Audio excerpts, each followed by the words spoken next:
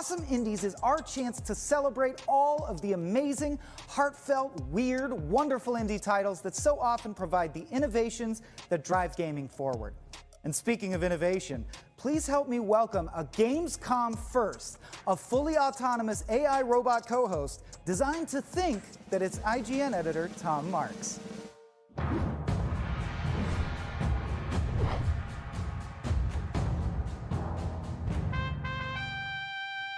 No, I am IGN editor Tom Marks. I'm just appearing remotely because they'd only let one of us in the studio at a time for safety reasons. All I hear is bleeps and bloops. At any rate, virtual or otherwise, I'm thrilled to be here to help showcase some of the most interesting and exciting indie games on the horizon. Then let's get started, Tom Servo. You know, as excited as we are about everything we have planned today, Awesome Indies is just one part of Gamescom.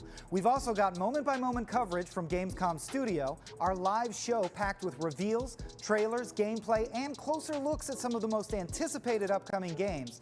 And we'll be closing out every day with the Gamescom Daily Show, hosted by yours truly, Michael Swain, me. To customize your own Gamescom 2020 experience and live your best Gamescom life, make sure to check out Gamescom Now, where you can catch all the world premieres, news, games, and events. Plus, create a personalized schedule and see exclusive content from official Gamescom partners. That's Gamescom Now at gamescom.global or gamescom.de for our German friends. All of that, plus our final day will feature the Gamescom Best of Awards as well as the annual cosplay competition. Hey Tom, what are you cosplaying as? Nothing? I don't know if they made this weird body for you. I assumed it was like a Naruto villain or something. I had no creative input on the body. Okay, well, moving on. Here at Gamescom Awesome Indies, we're shining all the light we can on brilliant games that often don't get their fair share of attention, credit, or accolades. That's why we've decided to give out as many awards as we possibly can, because honestly, they're all winners to us. That's right, Boston Dynamics version of Tom. And our first winner is a new turn-based tactical RPG from developer CCCP. It features roguelike gameplay and a team of hardened heroes defending the last bastion of humanity against hordes of monsters, all set to a wicked 8-bit metal soundtrack. Which is why only The Last Spell could possibly win our coveted first award of the evening, the most metal award of death and blood explosions. Careful, it's pointy and it wants to kill you. Here's an exclusive new peek at The Last Spell.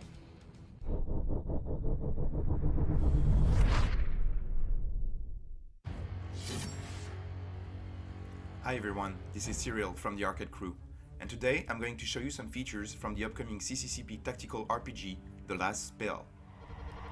In this game, the apocalypse happened. Some mages triggered the end of the world by accident, and now pretty much all living things have been wiped out.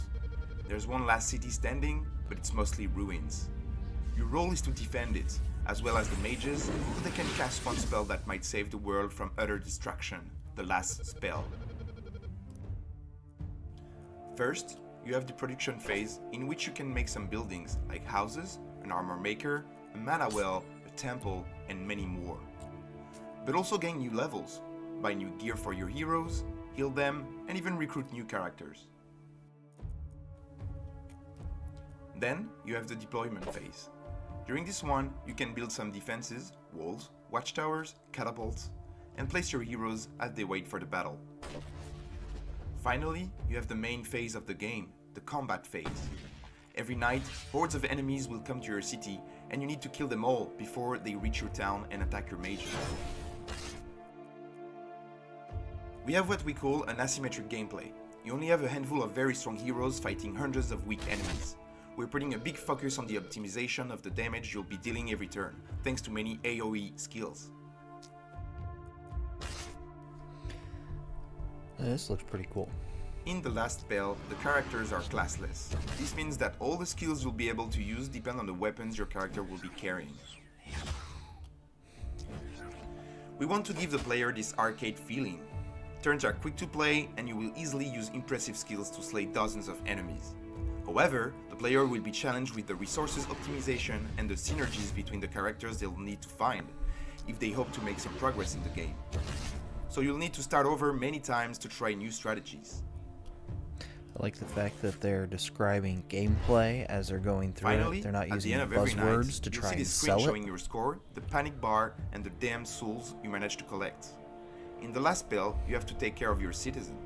If no enemy manages to penetrate the city walls, your panic bar will stay low, and you will gain more rewards.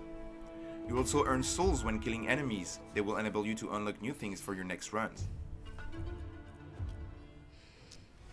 And this ends this very small presentation of the last spell. We're still working on the game and we have long months of development ahead of us, but feel free to wishlist the game on Steam to support us and join the CCCP community on Discord.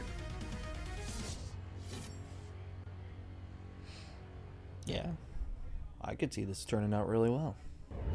Our next game is the illustrious winner of the coveted Game Most Likely to Launch a Line of Funko Pops Award. Boy. Despite its tough-sounding title, it's chock full of adorable characters with big ol' heads and adorable little eyeballs. Let's check out Skull Hero Slayer.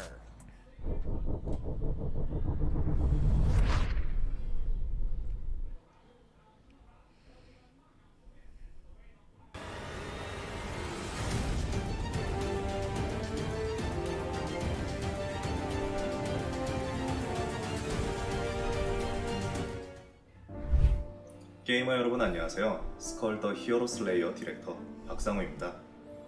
스컬은 재미있게 즐기고 계신가요? 혹시 아직 스컬을 플레이해보지 않으셨나요? 인간과 마족이 공존하는 하모니아 대륙, 인간들이 세운 나라 칼레온 제국은 평화조약을 어기고 초대용사를 필두로 하여 마왕성을 기습합니다. 이로 인하여 마왕성에 있던 수많은 마족 의원들과 마족을 이끄는 마왕은 칼레온 제국군에게 붙잡히고 맙니다. 칼레온 제국의 습격으로부터 홀로 살아남은 스켈레톤 경비병 스컬은 마왕과 동료를 구출하기 위해 단신으로 칼레온 성을 향합니다.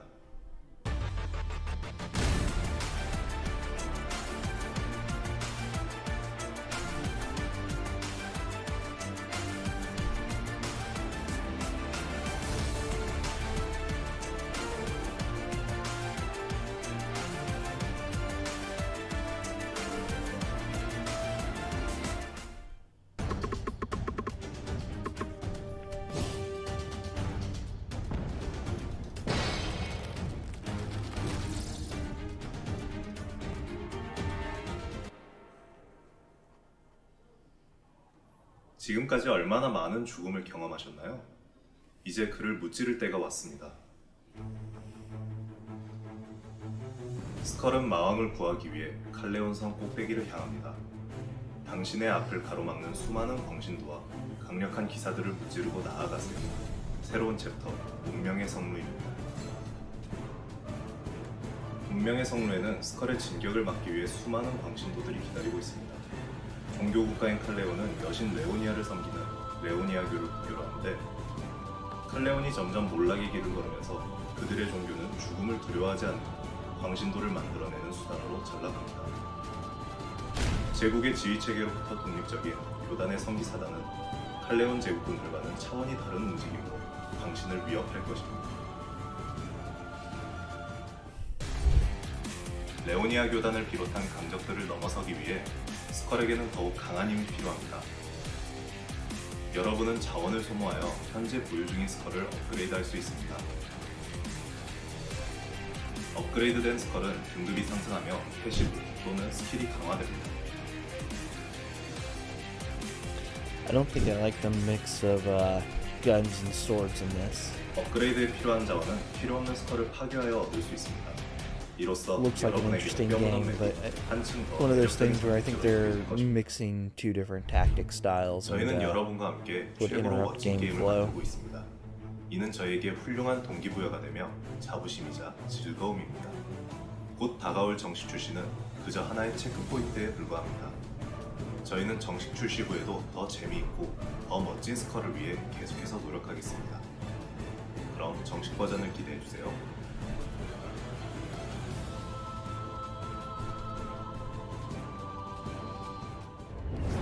There are tons more trailers and game reveals still to come, but we need to take a break. However, we've devised a clever way to keep you, dear viewers, occupied while we're gone.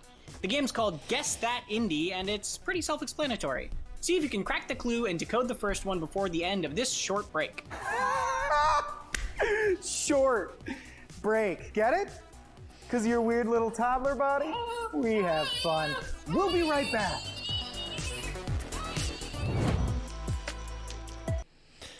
All right. So we're on a break. So first two games that we've seen here, I think they look pretty good. The second one was, I don't know. Like I said before, I didn't like the mix of combat styles going from what looked like a very melee-focused game and then transitioning to a shooter.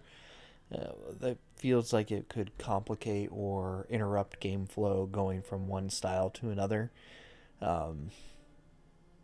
It may be fine. It's probably not a game that I will play, so that's going to be up to the people who decide to go with this. But yeah, if you're going to go with a game, stick to one idea. When you start mixing things like that, unless you have multiple characters where the characters play differently depending upon what you choose, and then you stick with that character pretty much through everything.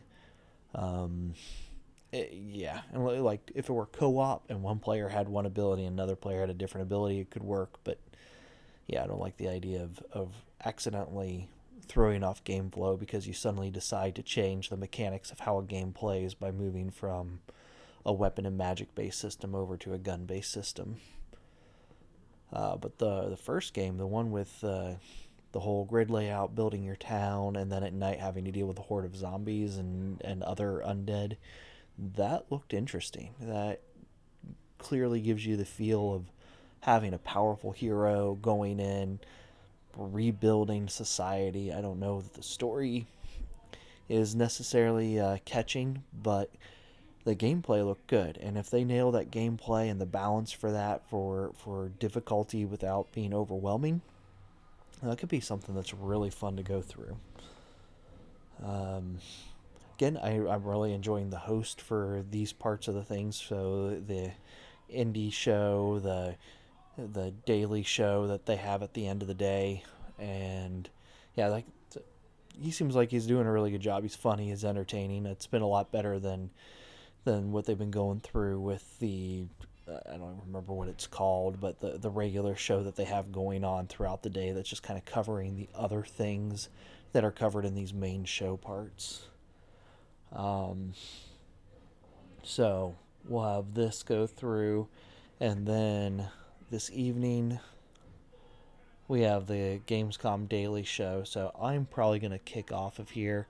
I might stream some games later on, but the Gamescom studio, it's not entertaining. It's not really providing any new information or anything of interest. So I'm going to skip that this afternoon and probably come back for 5 to 6:30 for the Gamescom daily. And we're back up live. Always the right thing to do.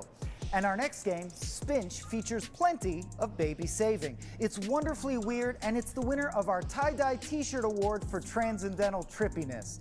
So all aboard the Yellow Submarine! Help yourself to some brownies and get ready for a face full of spinch. Spinch, spinch, spinch, spinch. Must be nice to have your entire job just be sit around and be silly.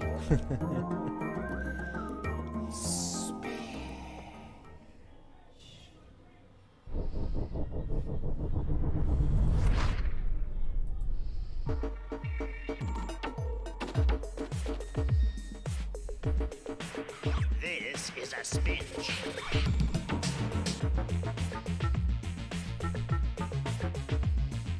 This is the ecosystem.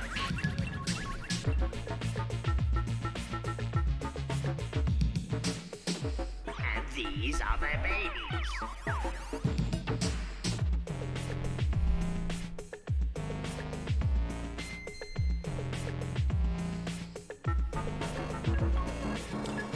Kind of reminds me of Super Jail or Super Prison, whatever it was on. It was on Cartoon Network. It was their Adult Swim at night. That's exactly what this makes me think of. That was Spinch, as fun to say as it is to look at. If you're just joining us, I'm Tom Marks, and for the moment, I'm not stuck in a robot body, which is pretty nice. This is Gamescom Awesome Indies, a showcase of some of the most exciting upcoming indie titles. But Awesome Indies isn't only about new games. While we get excited about the latest and the greatest, it's important to remember the indie games that came before, especially the ones that broke through the static and made an impact on the whole gaming landscape. Speaking of which, you'd have to be living at the bottom of a literal mine not to have heard of Minecraft by now, a formerly little indie that went on to become the best-selling video game of all time. Now it's time for a crash course on how Minecraft became an indie phenomenon. Over 11 years ago, Minecraft began life as a caving game creatively entitled Cave Game. Fast forward a decade, and his cubist foray into mining and crafting has permeated our culture in a way that no other game can claim. Minecraft as we know it today was purchased by Microsoft for $2.5 billion, with a B, has had 4 spin-offs, and as of May 2020, this little indie blockbuster boasts 126 million monthly players.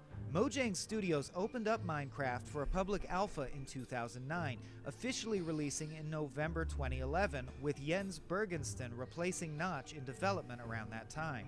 After 3 years of massively exceeding expectations, tech giant Microsoft stepped in and dropped a $2.5 billion hammer that probably sounded something like this.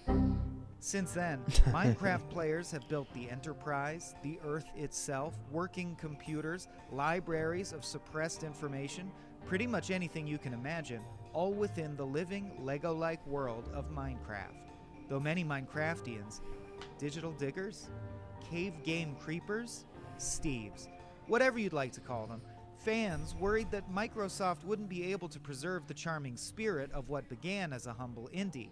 As time went on, Steves everywhere Still were waiting pleased for to find hologlasses their to come fears out for eased this. as Microsoft continued to cultivate Minecraft's if you Think can they dream gave it, up on you that can build project, it though. atmosphere, while allowing the game to reach a massive new audience. Since then, the Minecraft name has appeared in 3 spin-off titles, including Telltale's excellent Minecraft Story Mode, Minecraft Dungeons, Minecraft Classic. Makes me feel like they didn't have enough indies to fill all this time, and augmented reality game titled Minecraft Earth. isn't an indie game Its anymore. expansive It's worlds, now a charming AAA inhabitants, game. addictive build-gather gameplay loop, and signature blocky but beautiful style have proven to have enduring appeal, and we can no doubt look forward to further creative iterations in the years to come.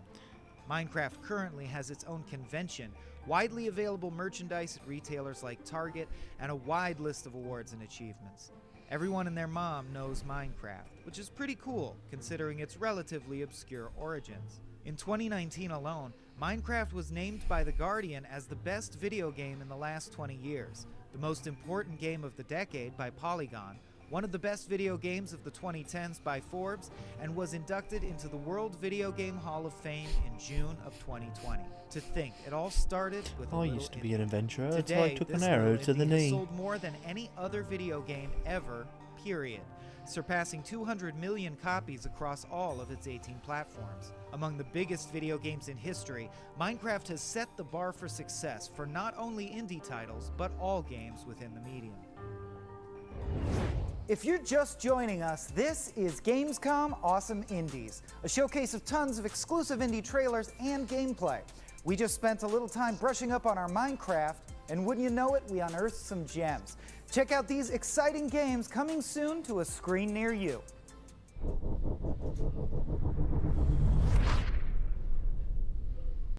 Ozones. Welcome back. He's close. Oh, I guess not. Welcome back, valued viewer, to another episode of Gone Viral. We have some fresh talent to show you. I am so excited to see his potential. How about you? Let the carnage begin! Unbelievable! Do we have here the makings of a new champion?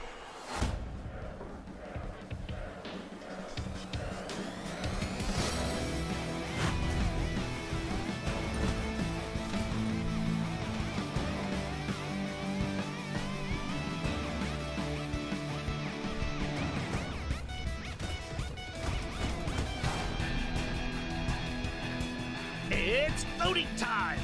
Come on, viewers! You know what to do!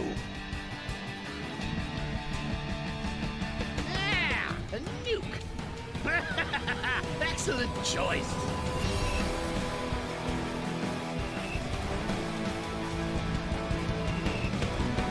Well done!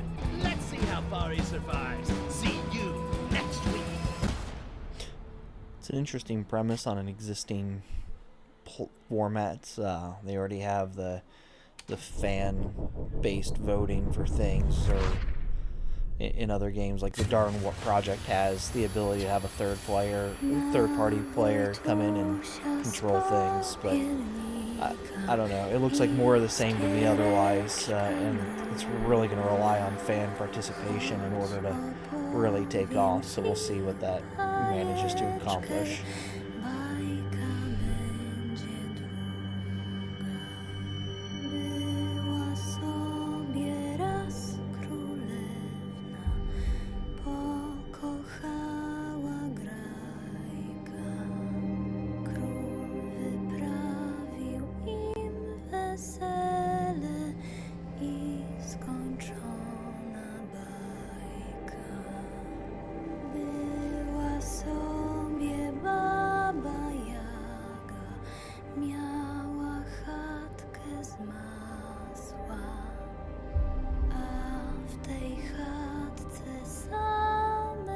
Beautiful music.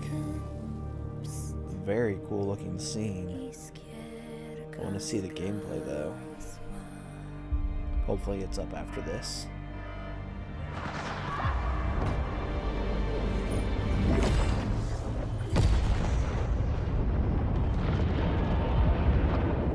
Oh, we got trains.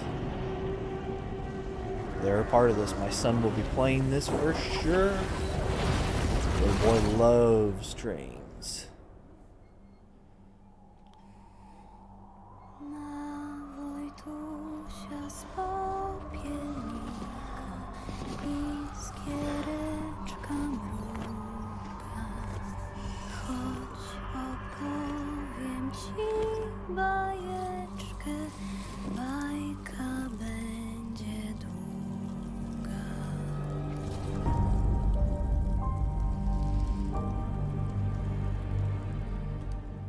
Very cool looking, but unless I missed something, I didn't see any gameplay. So, and it's good marketing, but it's not going to sell a game if you don't have gameplay.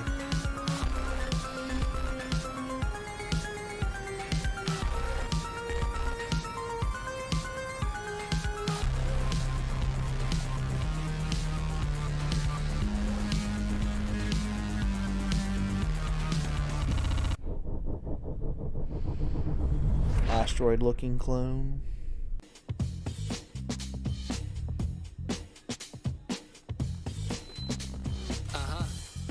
I keep it going like, I keep it moving like, I keep it going like, I keep it going, they ain't bringing me down. I keep on flowing like I live in it now. Like a river, I be driven in style. I'm running wild now, I'm on the way anyway, cause I took a different route. Say it loud, I say it proud, I'm never gonna quit. I'm too legit, need no assist, I'm always in a mix. Ain't never There's a Spider-Man game at Dave & Buster's that's all about reaction time and pressing the button at the right moment in order to play through, and that's all it is a runner. This looks very similar to that, but this one's side-scroll, where that one is very much a follow behind, top-down kind of view at an angle.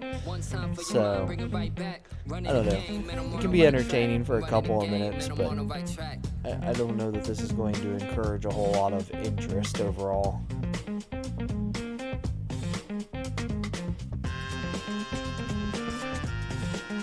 Looks good.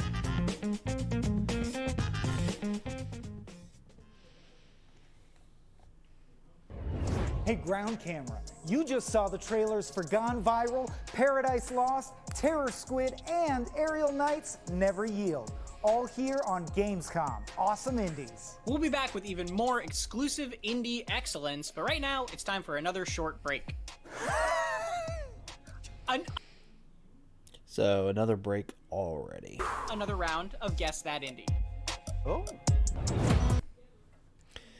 So here we are. It's 1:30. We're 30 minutes into the show, and we're already on our second break. So we're running this pretty much like a TV show. I suppose if this were on TV somewhere, this would give them the ability to give those breaks. But as far as I know, no one's actually putting this up on TV. This is all streaming. So, and of course, it's the exact same commercial over and over and over again. Sorry, I get so sick and tired of just watching this continuously go. This last round, there was some fun stuff that looked interesting, but nothing that I'd probably go in and play. But some of them could be your thing, so who knows? Not enough gameplay for the most interesting looking game for me, so or any gameplay. If that was just maybe a cutscene or a pause still from in the game, but chances are it wasn't. It was something that was produced specifically to do this presentation, but they probably aren't far enough along to have gameplay, or their gameplay is not good and they don't want to show it. One of those two. Hopefully it's the first. If it's just not at the point where gameplay is ready to show and they can develop it into something that will match that, that would be awesome, because that game looked like it could be really cool. But number of games that I've seen do trailers like that where it's just got some still frame, really good looking setup that you play through and the camera just moves through it, and then the actual gameplay is nothing like what they were presenting. So I can't really get excited about something where I can't see the game. Alright. Looks like we are... Nope. Still doing the advertising. It looks like they just repeated stuff again. They really just go through the same commercial twice? No, just clips of it. Okay. Alright. And if I had to guess, that would bring us back to the show.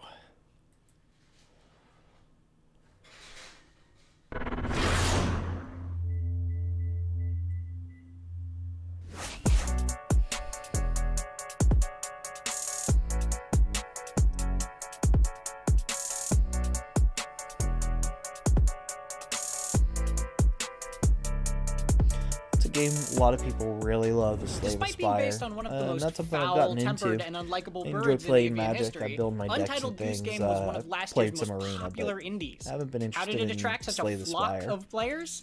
Let's take a gander.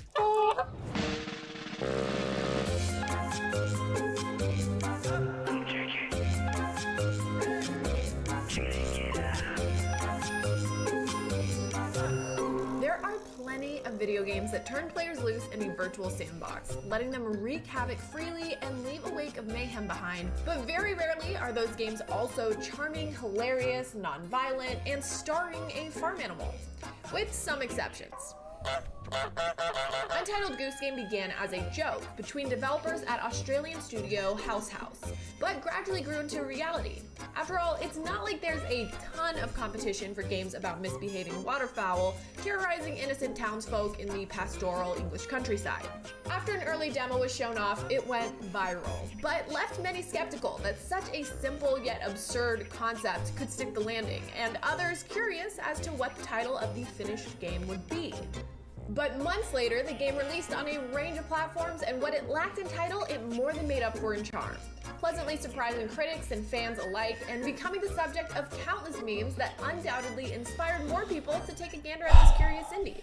Plenty of indie games come and go in a similar fashion, becoming modest successes funny and garnering overall, their but respective this isn't fan anything bases. new. Why But are we it's doubtful anyone rehashing anticipated old the mainstream games? appeal such a silly premise for a game would produce. Isn't this After supposed to winning be over about a skeptical new Chrissy game Teigen shows? and getting an onstage shout out during a Blink-182 concert, Untitled Goose Game proceeded to sell more than 1 million copies in a matter of months. Perhaps the picture book simplicity of the premise was enough to attract a casual mainstream audience. but surely seasoned games industry veterans saw through the facade and cried foul. Think again. The Little Goose game racked up a smattering of nominations, not just in the best indie category, but also in the big, important, This is ridiculous, because if capital you're watching this, GOTY you Game probably of the Year already pay section. attention to these It prize things it and took know home it. at the Game Developers isn't- Choice Awards and DICE This Awards. isn't the kind of thing And that you so would what began present as a joke turned to into a to runaway investors, honking or you success. talk to people Winning over about players, critics, game developers, or you would talk to people about that haven't seen this game or don't know about it, but why? It's a good game, but you don't need to talk about it in a games presentation show where you're supposed to be showing new things. Like Warzone, Battleground, Mario. But our next game is a bit more casual. It's an adventure platformer set in the futuristic year 1995, all about a chubby underdog transformed into a magic balloon. So prepare yourselves, that's even possible, for the winner of our Sweatpants Award of Not Giving a Dang, The Adventures of Chris.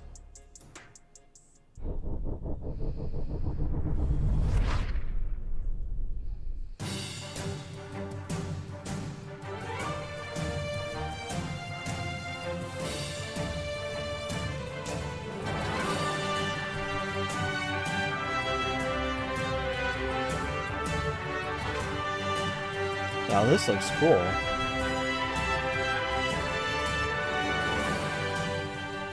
Hey, my name is Chris Ewan. I am the lead developer and composer for Adventures of Chris, and I'm super excited to tell you a little bit about my game. Adventures of Chris is an adventure platformer set in the 90s. It basically tells the story of this overweight, nerdy, picked on kind of kid who winds up getting caught up in this grand Saturday morning cartoon adventure. He finds himself in this world of 90s cartoon villains, and as a joke, an afterthought, gets transformed. And the game is basically about his gradual realization that this transformation actually gives him abilities he can use to save the world. The whole game is basically structured to deliver feelings of empowerment, both to the character, Chris, and to the player. The goal that I was shooting for was to really help you feel your character getting stronger and stronger in a visceral sort of way, in the same way that a lot of single-player, in-depth adventure-type games did from that era.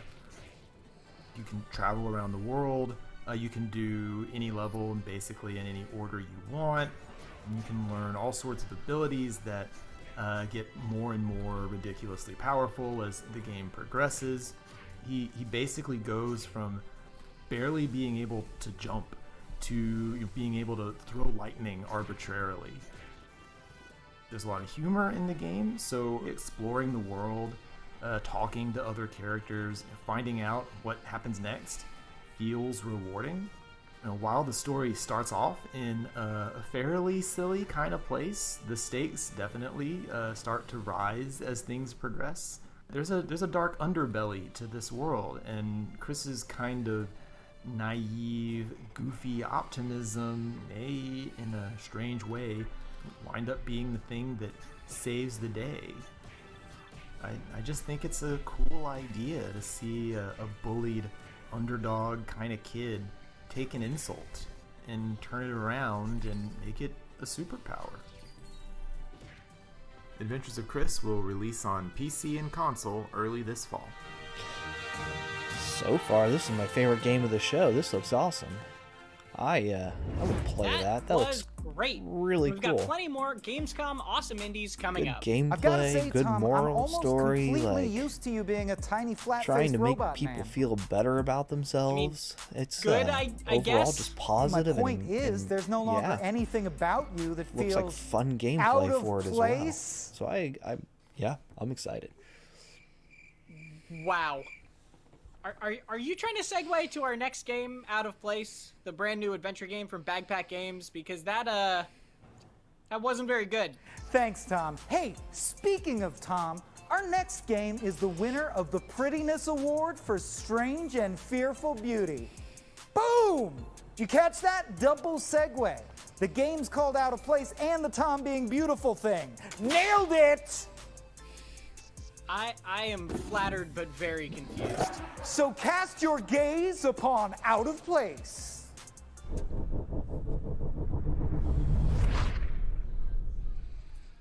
Hi, my name is Marcus, and I'm the CEO and do level design and lighting art here at Backpack Games. In the upcoming minutes, we want to show you a little gameplay overview of our demo for Out of Place, as well as some hints at what Out of Place is all about. So, let's not waste any time and dive in.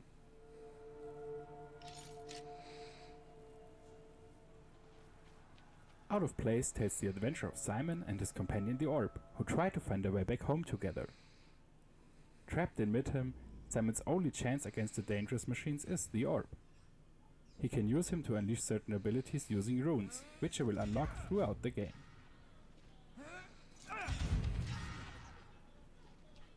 But the Orb will also be a unique character, a companion for Simon.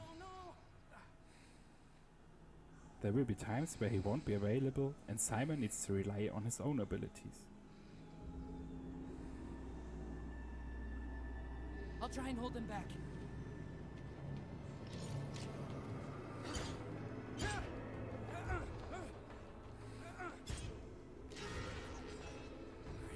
Finally, we can get rid of them.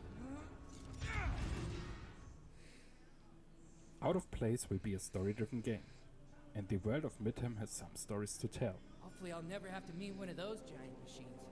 Once a flourishing and thriving land, there is not much left of its former beauty. It was created by an ancient, powerful machine and her little helpers that now roam the lands without a real purpose. But not everything is hostile. Simon will also make acquaintance with a young member of a native tribe. He will guide him during their journey through Midham, and Simon will develop a close friendship. What the hell? Some of the ancient machines were misused as guards that still follow this task. They won't make life easy for Simon, and in order to get back home, he has sometimes no choice but to fight his way through. The Orb provides a menu in which the available abilities are shown through ancient runes. If one or more of those runes are slotted in the 3 available slots, the chosen ability is ready to be unleashed.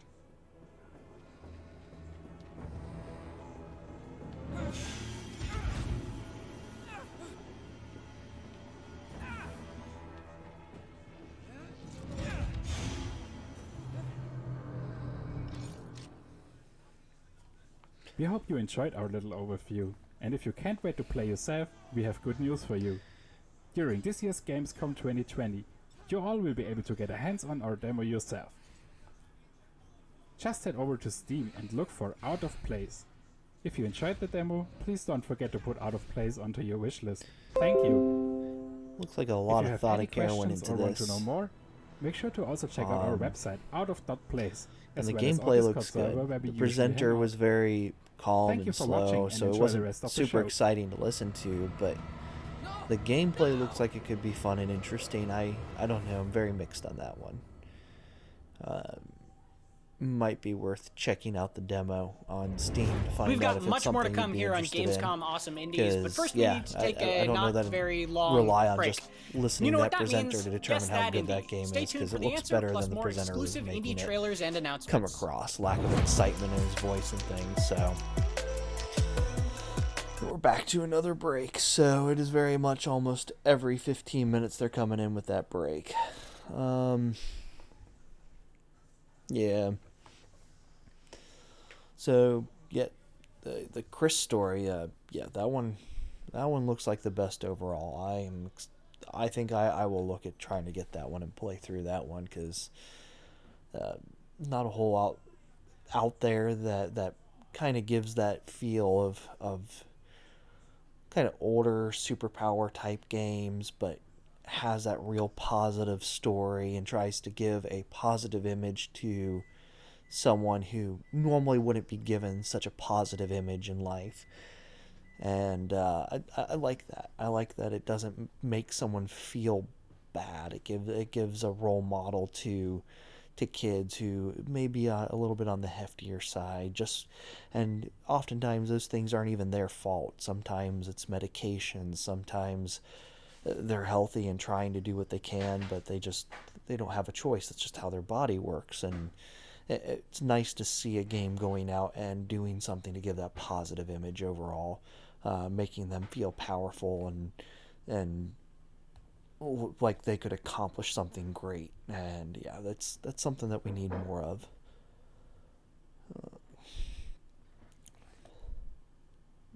Got more of the commercial running through. So let's see. As far as everything goes, this is until 2:30, so we got about 45 minutes left in this show. Like I said, I'm gonna turn it off after that because the Gamescom studio stuff just hasn't been interesting, hasn't had a whole lot that's informative, and every once in a while when it does give something entertaining, it's oftentimes ruined by poor presenting.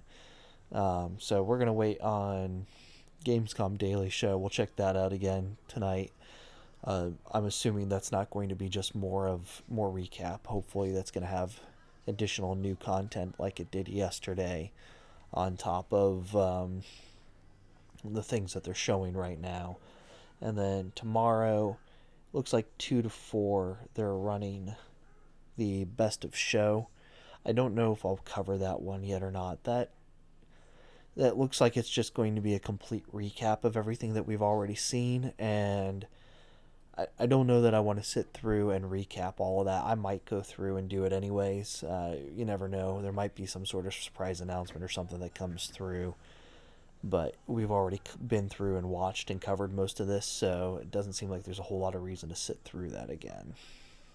With what I've come to believe is a robotic horcrux of Tom Marks. And we've got tons of indie games left to get excited over. So much so that here comes another trailer block chock full of brand new indie game trailers. Don't say we never did anything for you.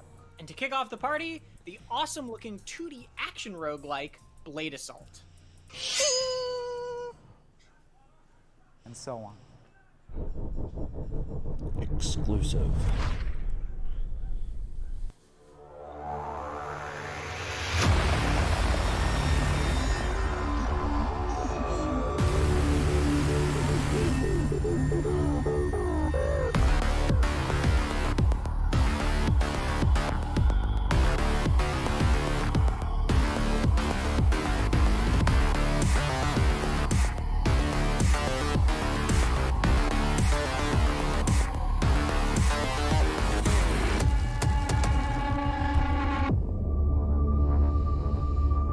Very cyberpunk style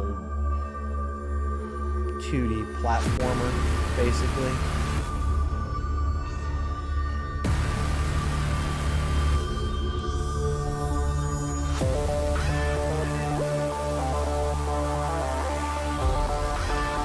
However, without this having any words, it does do a good job of like giving a story, kind of understanding what's going on, even though you don't have the full details.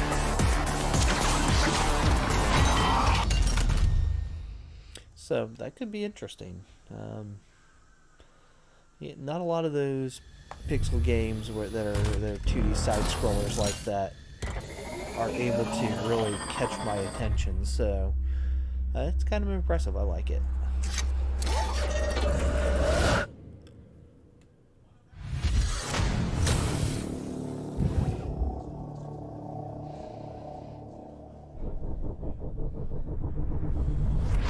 Exclusive.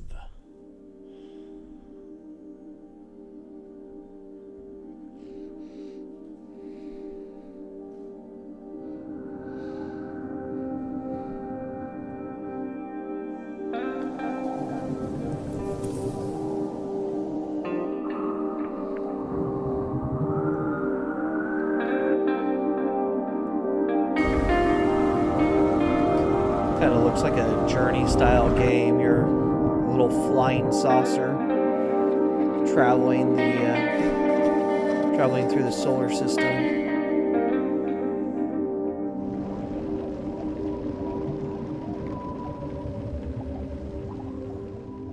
ice storm of Jupiter.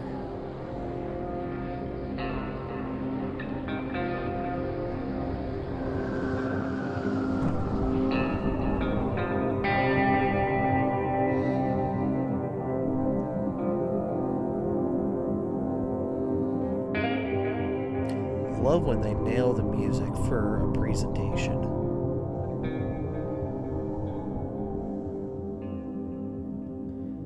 Like, to get an emotional feel from something like that, where there's nothing more than just exploration being shown, is really cool. Captain's log. Earth date, I lose track. Today was supposed to be simple. In and out. Duck soup, as my great-great-great-great-grandfather used to say, in his war. We'd encountered more Phasmid ships than we were expecting, so I jumped straight on the guns like the hero I am. Seeing an empty captain's chair, our only engineer decided to take control of the ship. With the donut doing donuts in the USS Donut, our weapons guy of all people was left trying to fix the damage we were taking. Lacking security, the Phasmids boarded.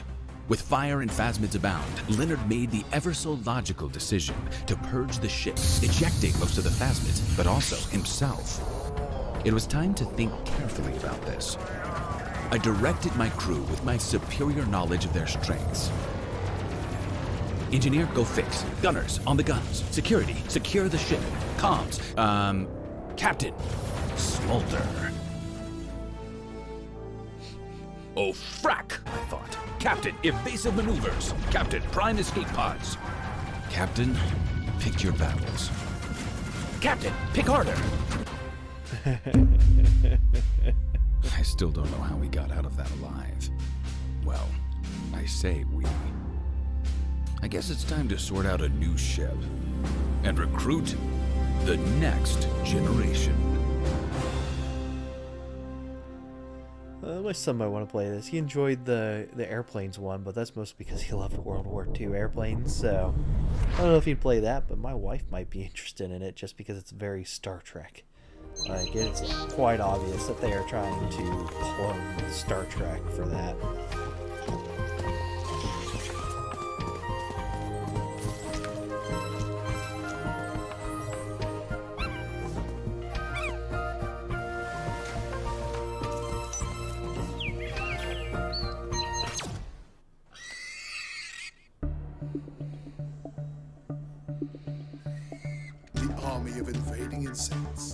Seems very Spyro, except that you're a squirrel.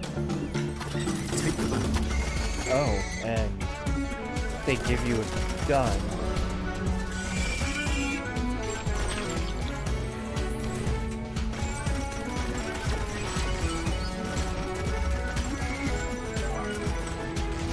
Can Tamarind splatter his way through before it's too late? Kind of lost me once you armed the squirrel. Like, Spyro had fire breathing, so I guess they were trying to, like, give him something similar to that, but I like this better when it was just showing off as being like a cutesy type game. Yeah. You just saw the trailers for Blade Trying to Assault, force the XO1, fire Space spin Crew, of and Spyro Tamara. was going Coming too up far. next, the winner of our very nice game you have here. Shame if something were to happen to it. Award. City of Gangsters. And to introduce it, please say hello to my little friend. Here's City of Gangsters, with an offer you can't refuse. Exclusive reveal. Chicago, City of Opportunity, welcomes young people of ambition seeking their fortune. Strike up lucrative new business deals. Enjoy our wholesome entertainment. Tap into our city's wide variety of merchandise. Triumph in the race for wealth and prosperity. Do you have what it takes to become our new captain of commerce? Leave your mark on the world. The City of Opportunity is waiting for you. There's plenty more still to come here on Gamescom Awesome Indies. Right now, it's time for another round of Guess That Indie, and a quick... What, is it bad that I stopped paying attention to that? I don't even remember what that last one was for. It could have been great for all I know, but I totally lost interest, like, just from the radio voice trying to do that effect. It wasn't catching me, and so I kind of drifted my eyes over to the schedule and things, and I completely missed that one. Oh boy. So yeah, if that one was good, let me know, but it did not catch my interest. Alright, so still The Adventures of Chris, I believe is what it was called. Still looks like the best one out of all of this. And yeah. And in case you're interested, the Fantasy Footballers just finished their live stream where they did a draft with Tim the Tatman, Ninja, and Juju from the Steelers, and just all kinds of big names. So it's I believe it's their Sleeper Bowl is what it's called. So I would go over and check that out if you're interested in seeing how professional fantasy players compete against gamers and professional sports players. It's a really cool draft and fun to check out. So they beat all of them last year, and they're trying to go for it again this year. So yeah, if you're into fantasy football or just want to watch something interesting, like I said, they are going to have commentary on their thoughts and picks for fantasy football. So if that's not your thing, I can understand, but yeah, go over, check that out for the Fantasy Footballers on YouTube. Okay, what do we have going on over here? Oh, did I miss it coming back? I'm sorry about that. Nope, that was still a commercial. Never mind. These things run on for quite a while, and it's still just the same commercial. The only thing I can think is that they needed to readjust the set for something, but the only thing on set is the host and the secondary host that they have showing on like the iPad, and they move his arm every once in a while. I don't know. It's confusing. Oh, maybe they thought this was going to be on TV and they were going to need commercial breaks, but definitely not for this part, that's for sure. I guess it could be streaming elsewhere. Maybe it's live on TV in another country or in Germany or something. I could explain why they need all of this in here. But this is the English version, so I don't know why this would be showing in Germany for that. And we're back.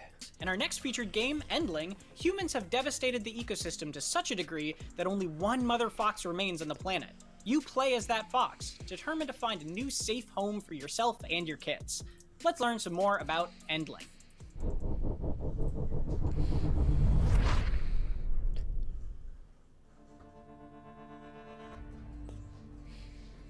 The whole exclusive thing is really Imagine dumb. a not-so-distant future where human influence has brought even the most adaptable life forms to the brink of extinction.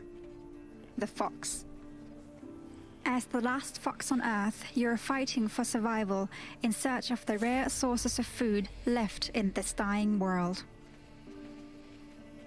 But you don't seek food just for yourself, as you are not alone. Your clumsy cops are waiting for you in the safety of your shelter. Until one fateful day, when a strange visitor wakes up one of your cops.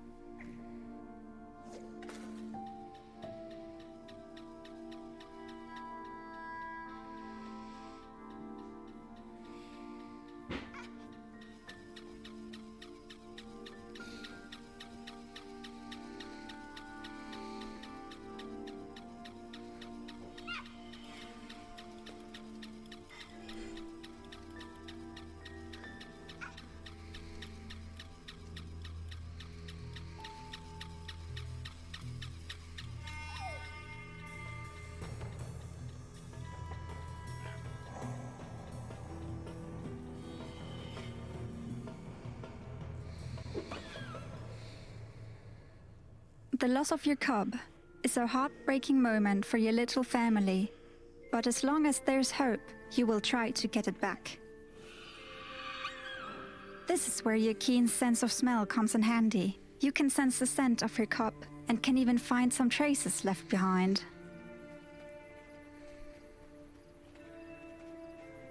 Dropped objects tell you the story of what happened at these locations. Your sensing skills are also very useful to find prey, as animals also leave a trace you can smell and follow.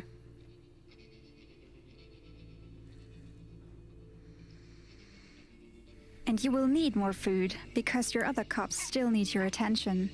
As they grow up, they leave the shelter and will accompany you on your nightly adventures. They're new to this world, so keep your little ones close and safe. Over time, they will learn essential life skills and can do their part for the survival of the group. Nights are dangerous enough, with perilous traps and other predators threatening your cubs. But during the day, the most dangerous predators of them all start roaming the world. Humans.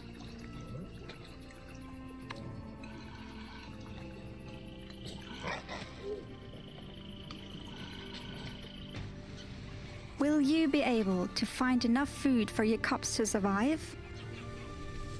Will you be able to withstand the spreading pollution and find a new home where your cubs can grow up in safety? And will you be able to rescue the missing cub from its captor? Take your first steps on this journey in the Endling demo, playable at the Indie Arena booth. Interesting looking, very cute. In 2013, Risk of Rain took the world by storm with a mix of roguelike and Metroidvania elements. And just this month, its 3D sequel left early access and got a full release. When it rains, it pours. And in honor of their sophomore installment, here's a quick look at Risk of Rain's success story. Didn't catch my attention enough to sit there and say, oh, that's something I need to play.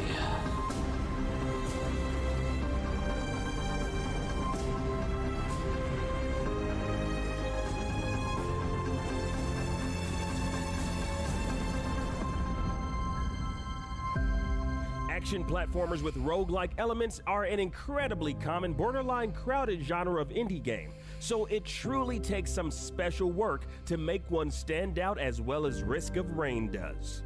The success of this indie gem is made all the more impressive by the fact that it was developed entirely by a handful of college students, a stark contrast to what the rest of us probably did in college.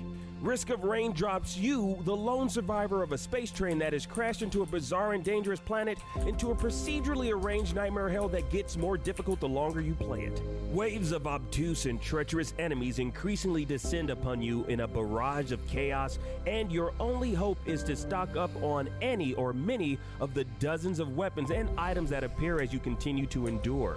Stacking and organizing your weapon collection to your heart's content will help you customize your build and survive until you're killed by something large and horrible. Now, there are offensive items like knives, guns, and bombs, as well as defensive ones that heal you outside of battle. Combining them all is where things start to get really interesting as their modifiers begin to interact and make each Risk of Rain run feel fresh and interesting. On top of that, there are tons of different character classes to unlock as you advance, all of which will definitely get killed as they attempt to make it to the credits. And that's when you'll try again, pushing further and further into the madness, unlocking new toys to play with in the item log, and getting better and better and mastering the game's flow. Now, when going alone isn't enough and you need some help, feel free to hop on local or online co-op and bring a friend into the turmoil.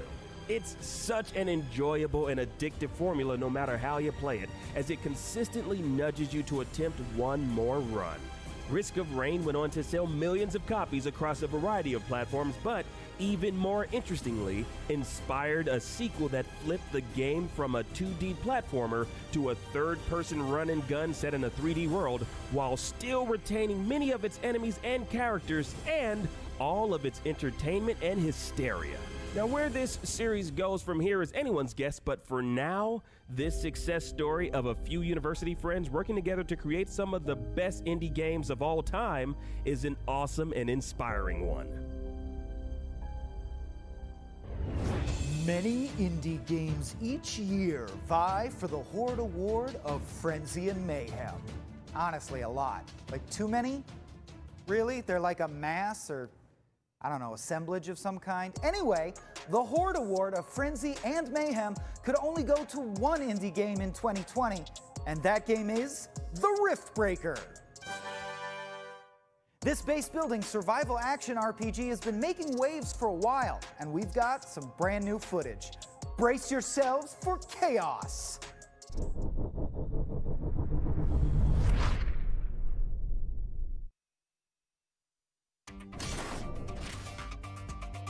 Good morning, Ashley. Good morning, Mr. Riggs. Let's get this planet started.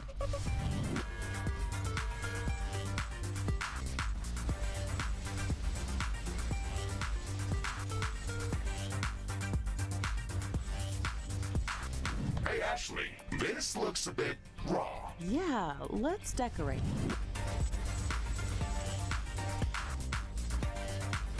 Definitely feels like they've highly sped up this gameplay.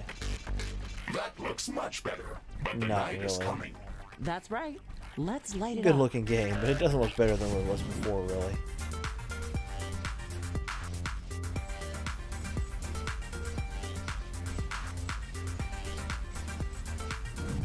Oh, we have guests. They don't like us here. Let's gear up.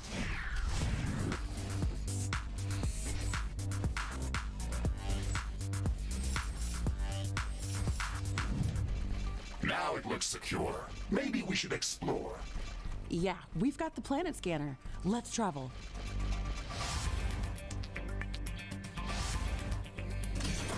This is a cozy place. Sure.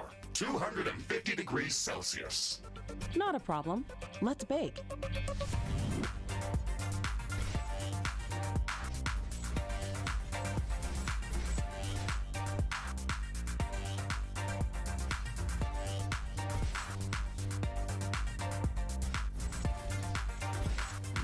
Now those are some good-looking magma power plants. I need some mushrooms. Let's explore.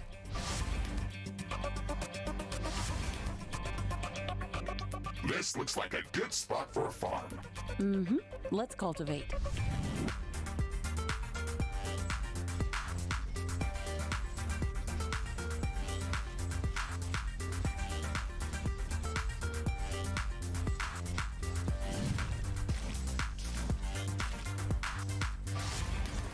There are plenty of radioactive isotopes present here.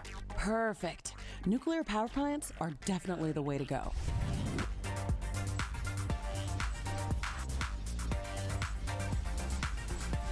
Ashley, do you know that we can build auto repair towers? Come on, that's like day 3 of Riftbreaker training. Oh, you don't have to be mean. I'm just trying to help. Sure thing, Mr. Riggs. I just wish you wouldn't be so obvious. I don't think that's obvious.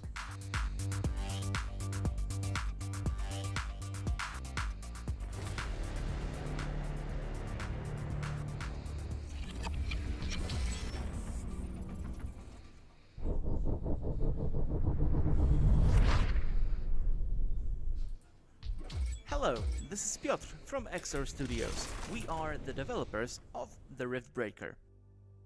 Rift jump successful. Today we would like to show you a Sensors couple online, of additions to weapons the game. activated. An We're all ready to new go. acid biome, as well as a couple of new weapons. Your task in the Riftbreaker is to set up a base and then keep expanding, reaching new areas, new biomes, and gaining influence over this new world.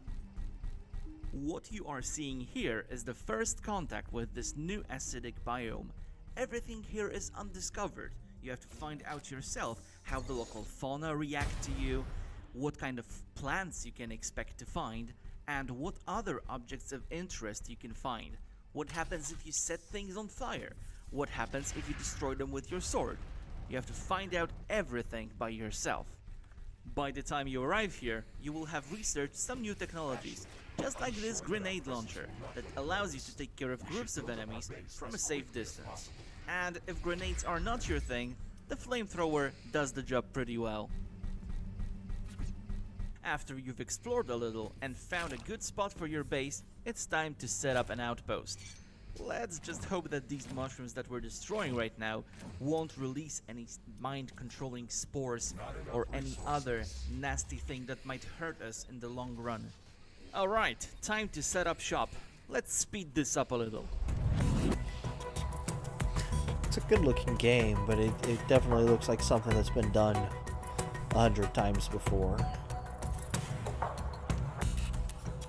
But if that's your jam, go for it. Probably scratch that itch. Alright, but we even managed to finish in time to deal with not some particularly unwanted guests. interested in getting into what's effectively a StarCraft gate over clone. there. We'd rather not walk through acidic sludge every time we have to leave the base. We have some new toys to deal with these enemies, like the railgun or this here, the gravity grenade.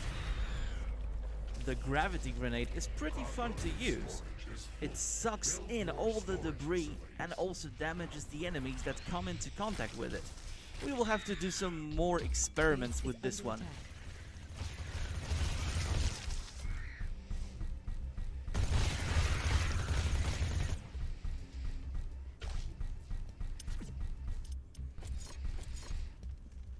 The attack has been repelled, gate has been set up, walls have been repaired. It's time to do science. Here's a group of test subjects. Looks like the grenade alone will not deal enough damage to kill these arachnoids. We will have to use our old trusty submachine gun. Let's find something smaller. A group of canoptrics should do the job. Here they are. It looks like the weather is calming down. Wind is getting slower. Look at them go. They want to join our experiment and join our fun. Alright, the effects are satisfactory, I guess. Turbine efficiency is not going to be that great. All of the technologies that you research in the Riftbreaker have some kind of special use. Here you can see that this gravity grenade doesn't deal a lot of damage to large creatures, but slows them down so we can deal with them more easily. Or this grenade launcher. You can lob projectiles over terrain obstacles to deal with groups of enemies without worrying about any sort of trees or stones that are in the way. Experiment with your weapons to find their special properties. Let's jump ahead a little bit. We've done research, we've explored, we have set up the base. It's quite big and it has a lot of demand for energy, but our current production is not cutting it. Let's build a couple of gas power plants and turn this acidic sludge into something useful. To make our power plants work, we need gas filtering plants. They will turn this sludge into pure flammable gas. This also requires us to set up some pumps and pipes. Setting this entire business up takes quite a lot of time and resources, but the amount of energy that we will make will more than make up for it. We can also set up a second gas filtering plant and couple it with some liquid tanks that will serve as a buffer in case something happens to our main gas reserve. This will serve as a backup, uninterruptible fuel source for our power plants. Alright, they are ready. Now let's see what the base looks like in its whole glory. Now our base is powered up and lit up like a Christmas tree. Naturally, the inhabitants of this world don't like the fact that we have such a heavy influence on their home world. So they will do everything they can to stop us and destroy everything we've worked so hard to build. Depleted. You must be prepared for tough battles.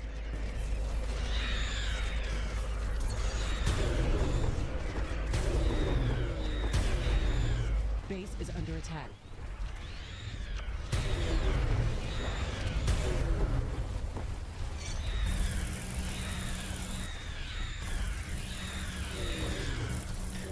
Not exactly a StarCraft clone, but definitely mixes StarCraft with other games the that presentation of this new biome.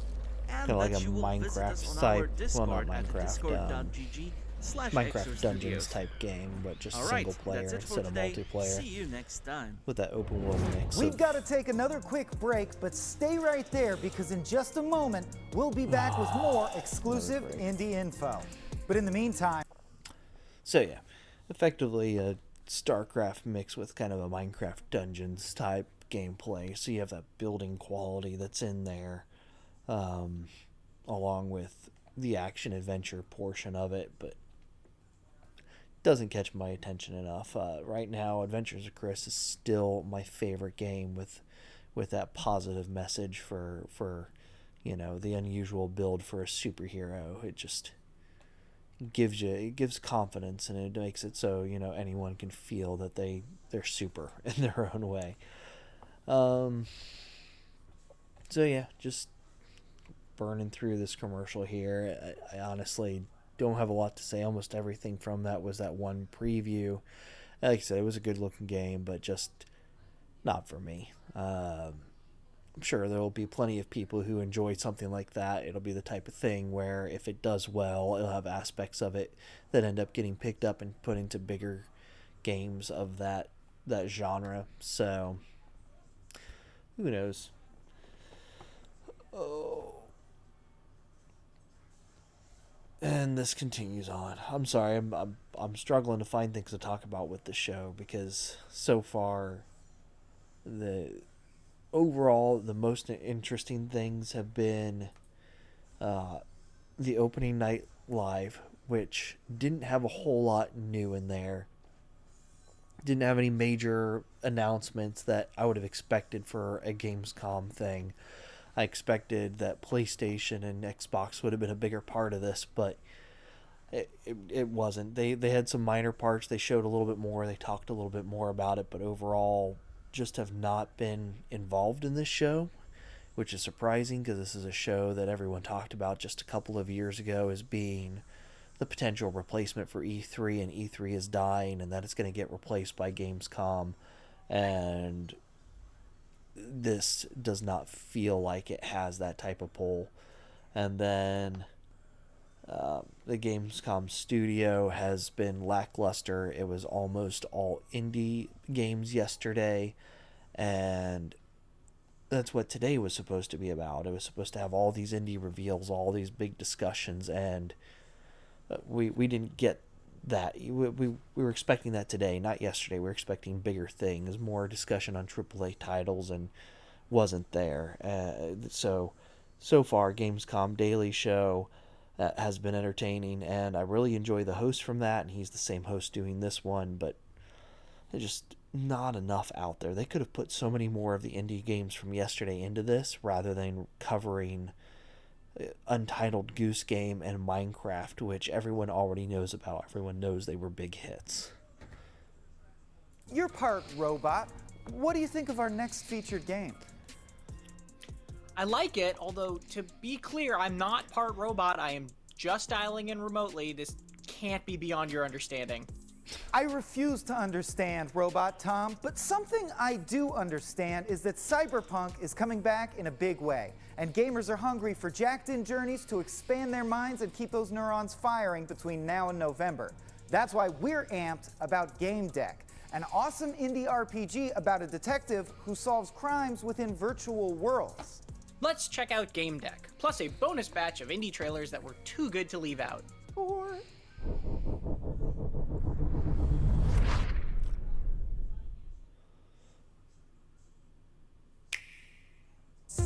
Game Deck, a profession invented at the end of the 22nd century. A combination of a skilled virtual reality player and a private detective. Solves crimes in virtual worlds. Become a Game Deck. Face unique challenges like disputes. Engage players. Realistic simulation. Relaxing in the sunlight of the Wild West, or making new friends. Use custom Game Deck skills and tools like influence, deductive reasoning,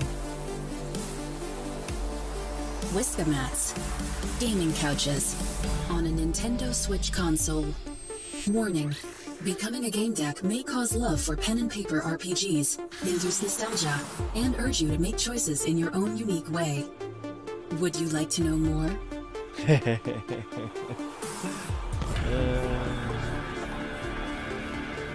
Okay, I like this one. I was a little worried once they brought up Cyberpunk during the discussion, but they didn't actually put that as like a key thing for this. They let the gameplay speak for itself rather than trying to use the keyword to like sell it. I thought that looked good.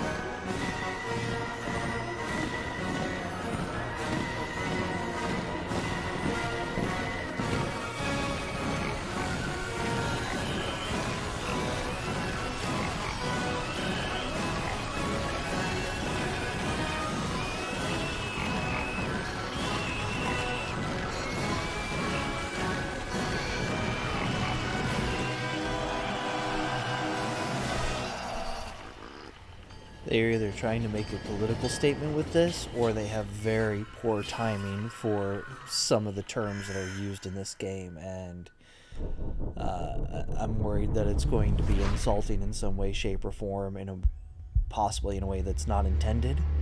Either that, or it's making a political statement and trying to get a point across. So, like, that could be good. I don't know.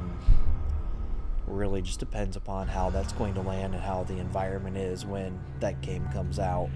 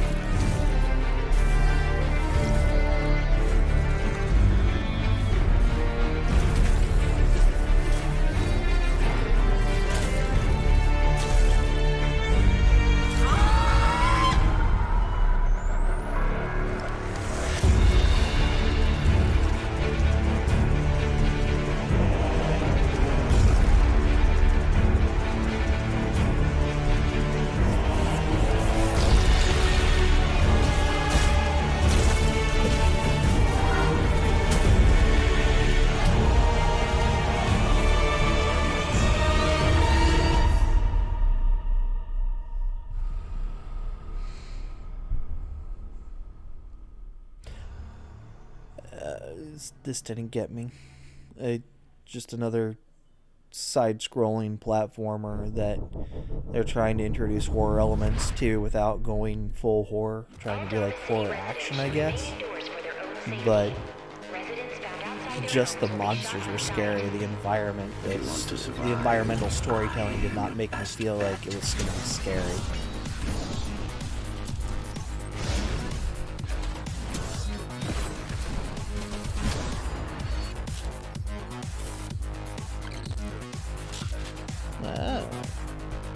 Looked interesting. It didn't look particularly smooth. It still needed work, but Kind of You just reminded saw me of the fresh Cyberpunk trailers for 2077 Game Deck, swordplay. White Shadows, So, Grime, and Ghost Runner. yeah, Now we've that could got be even pretty more on entertaining. Ghost Runner, the winner of our Hack and Slash Award for Outstanding Robot Samurai. Very competitive category considering we made it up specifically to give it to that game. Hey, let's run that beautiful Ghost footage.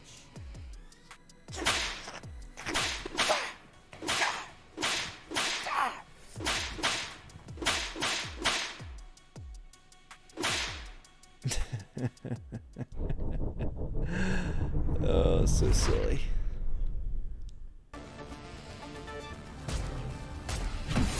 So where do we go? What's the next step? Point me to the repository. Okay, here you go. Just had to download the layout. The girl means well, but she's out of her depth. You need to stop relying on her. I only rely on myself.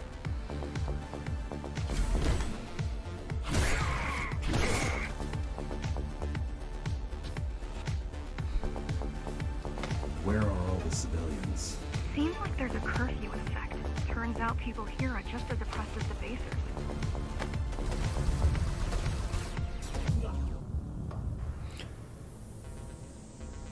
Doesn't seem very smooth from a first-person view. Like, I don't know. Feel like you might get some like motion sickness playing this game. An armed and dangerous criminal has been spotted in the area. All Dharma City residents should remain This is just from a stream, so it's possible that this is going to play smoother than what it's looking here to me, but to attack Dharma City? Yes. Yeah, it looks like it still needs work, but it has potential. The game overall looks like it could be entertaining and once you fun. awakened, you'd lead us to victory. Help us break free and avenge the architect. I'm touched. So, what's your plan to defeat the Keymaster? Someone really liked Mirror's last time you Edge. faced her, you were one of 100 Ghost Runners. How do you know that? My father. I was only 2 when the coup happened, but he told me all about it. So many died back then. With all the Ghost Runners gone, there was no one to protect us.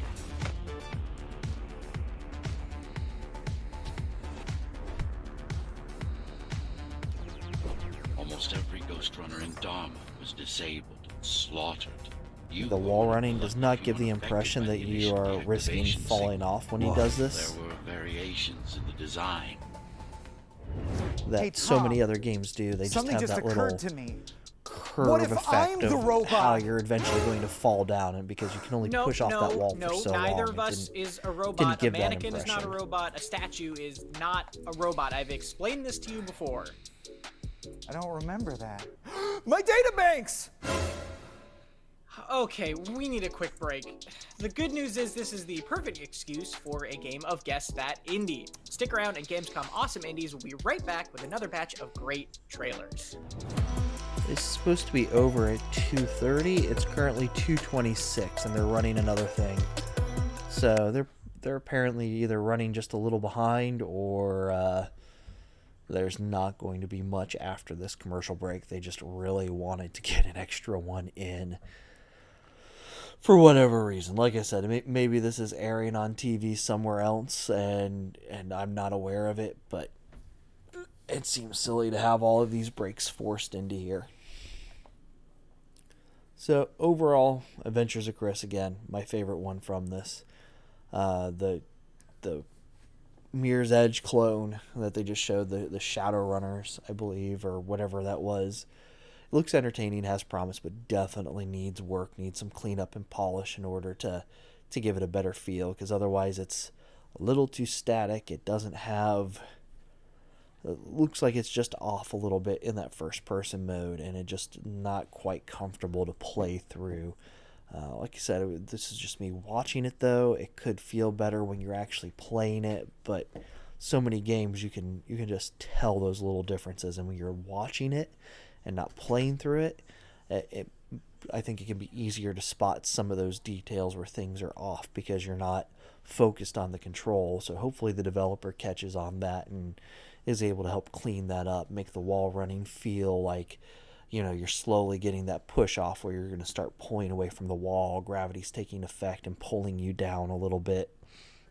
And maybe adjust the angle a bit on the camera, because it looks like you're running straight across the wall, but it doesn't have you at a little bit of an angle that would make you feel like that you're pushing down on the wall in order to try and help keep yourself up and close on it. Because the whole idea of the wall running is you're pushing off the wall but up at the same time to keep yourself close enough to move across it. And that, watching that, it didn't feel like that they were giving that impression. It didn't have that effect like that is done so well in like Titanfall. Titanfall does wall running really well. Call of Duty and some of its games has the wall running that feels good. So hopefully we see that cleaned up. But yeah, it's obviously someone that really enjoyed the Mirror's Edge type of traversing terrain in that first-person view. The very parkour effect.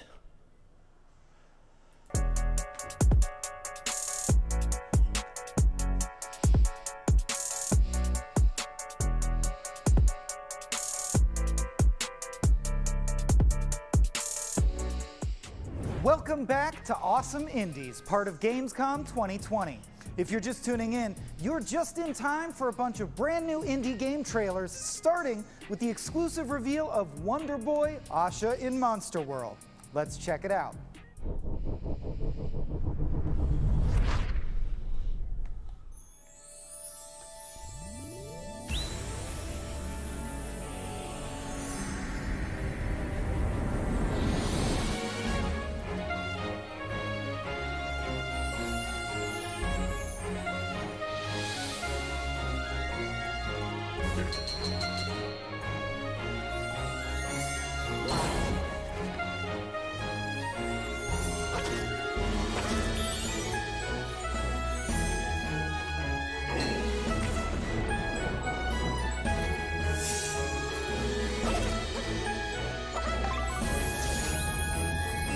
This looks like they did a good job remastering it. Rather than the pixel art, they have that nice animation style to it, which goes a long way and will keep a game looking good for a really long time. Just because it's animation, they don't have to worry about animation style going out of date, really.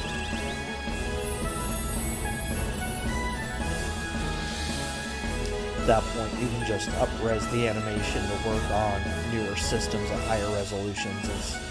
It's a good strategy for something like that.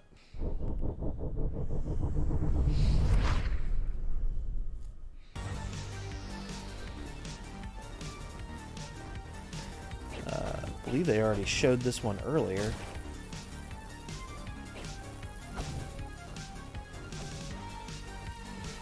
Either that or it's just so similar to another one that they showed that I can't tell the difference between it and what they presented before.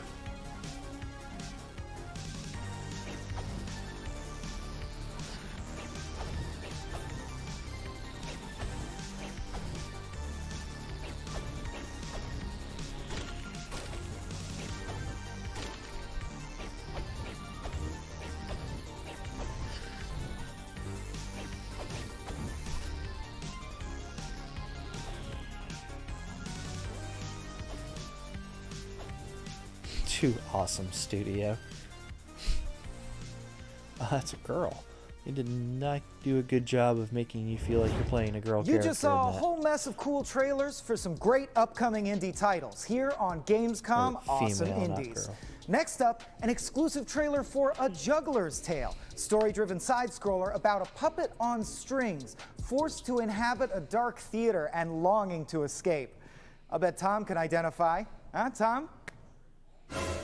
Tom? Oh my God, he's gone. He's escaped! Tape markers for the words stand in place, things all over the floor. Shoot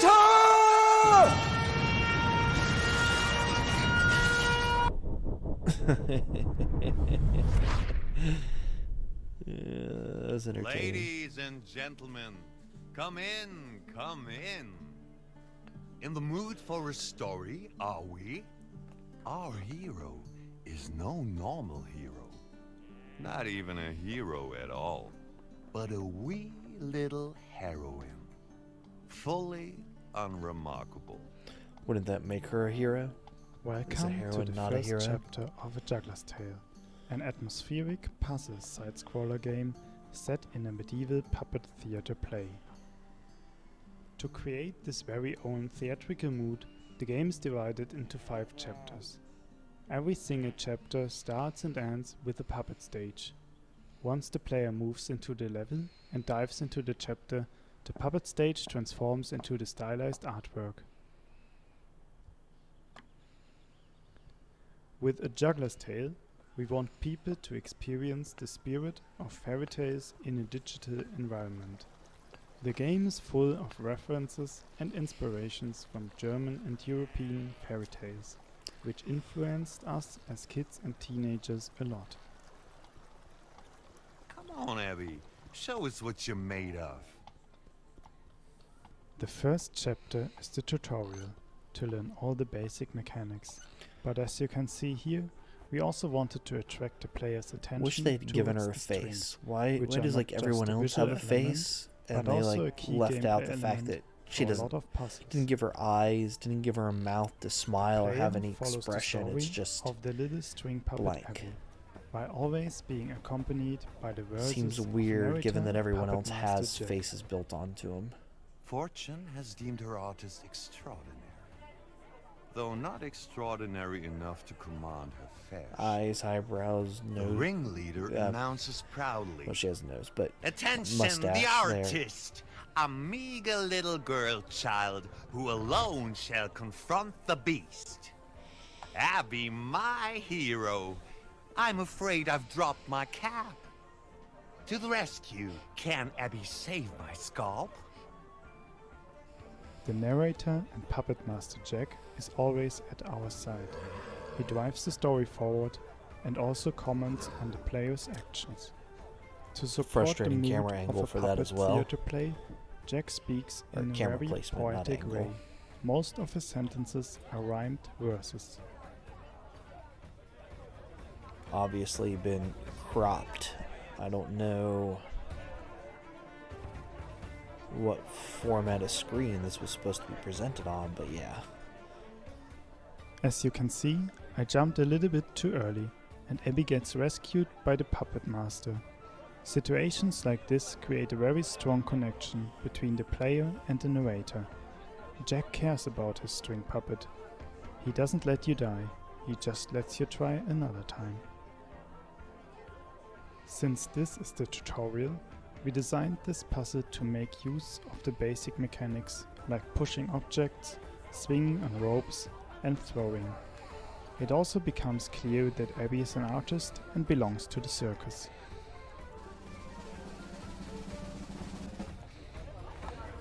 It's not my computer, it's Phenomenal, Abby. definitely Do tell. just the way this image is cut. Praises, Abby. You've mastered that well. But the sun is beyond low, the audience beyond cliché. Good night, good people. 'Twas the last performance of the day. But out of sight from the cheering crowd, Abby's life is not at all proud. You had the crowd cheering for more. The ringleader praises Abby before locking the door. Held in a small cage day and night. Free only for the moment of a staged fight. At least she's not starving, which often occurs. But oh, how she longs to see the world. What's this? A pair of reds take heed and bring you an apple in your hour of need. Oh, poor, poor little Abby. Looks like we are not as free as we thought we are. The ringleader storms in, disturbed it seems. What's going on here? He stomps and screams. Being trapped with Abby is the start of our story, where her motivation to break free and discover the outside world has its origin. In order to guide Abby into freedom, we now need to steal the key from the ringleader.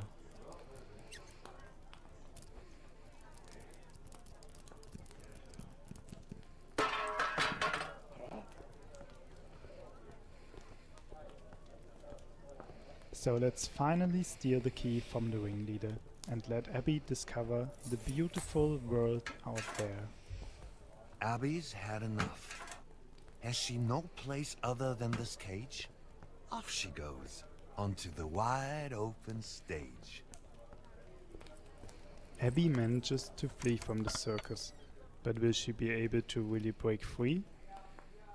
Our game is still in development, but we are looking forward to release A Juggler's Tale in 2021 for PC, Nintendo Switch, Xbox and PlayStation. Wonder if they had other information that was Now we need to take a quick showing break. in those things, Stick so they had to around, because there's crop a it whole in a nother way that block you of couldn't brand see new it. trailers coming up. And for Fortunately, now, that just kind of another hurt round the of presentation of Guess That Indie. Not sure why that motivated a scary lighting change.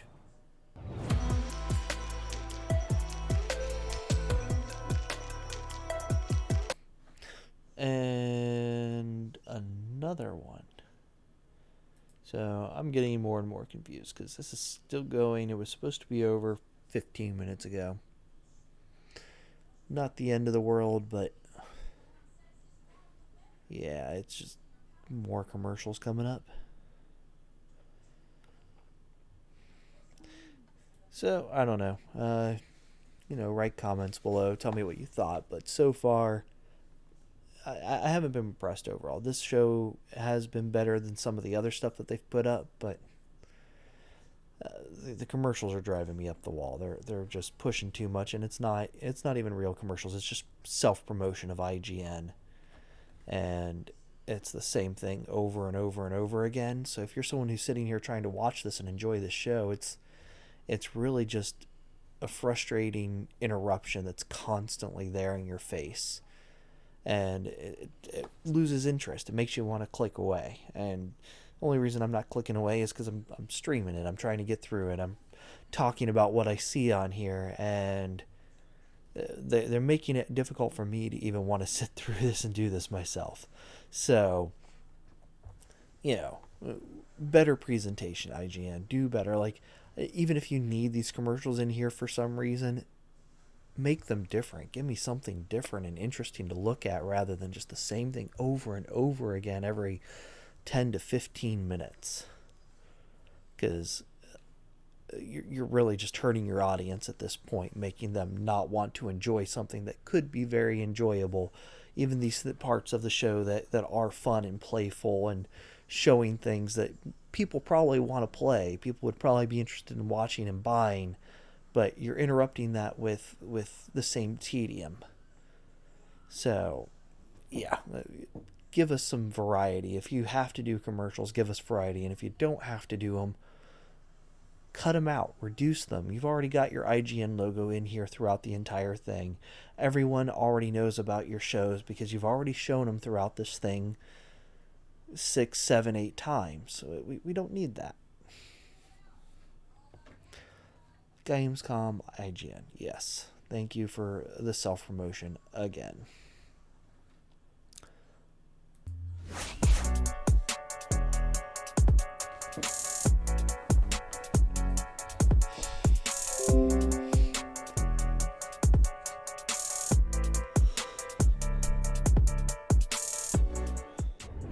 Welcome back to Gamescom Awesome Indies. We're just minutes away from more fresh trailers for exciting indie titles. But first, an ode to dinnerware. Here's some Cuphead appreciation. Canadian brothers Chad and Jared Moldenhauer went through more than 100 different... And here we are again talking about a game that's not really an indie game, but was an indie game. And